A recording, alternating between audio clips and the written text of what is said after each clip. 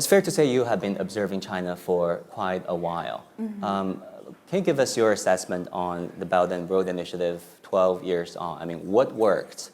What were the challenges that needs to be fixed? How have countries leveraged this mega project?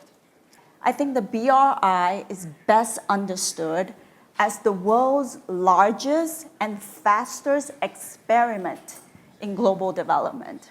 And I would underscore the word experiment, because outside of China, especially in Western commentary, the BRI is often perceived as a grand strategy, like a master plan, a blueprint. And the underlying assumption behind that kind of perception is in turn the understanding that China must be centralized, and every decision coming out of China must be exquisitely planned. But when the BRI is being perceived as a master plan, the problem is that when issues arise, when debts are not paid, for instance, it is assumed that China is making these mistakes deliberately. And that is how the meme debt trap diplomacy gained global traction. So I would say that how might steps be taken to improve the perception of BRI? I would suggest that it goes back to a phrase from President Xi, which is telling China's story well.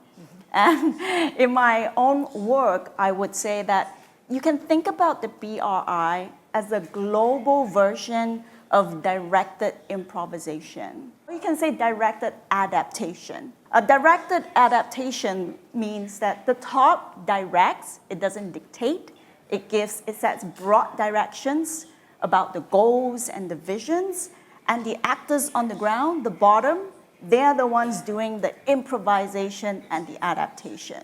So it's the combination of this top-down direction and bottom-up adaptation that produces a diversity of models within China, regional models, and in the BRI, actually many models of cooperation between China and various different countries. So when the Chinese development model and the BRI is understood as directed adaptation, then I think it gives us more perspective. Well, first of all, we realize that even in Western-led global development, mistakes, failures, and misadventures happen. It's not unique to China. It's just that when it happens in the Western context, we're a bit more forgiving, and we'll say good intentions, poor implementation. Right?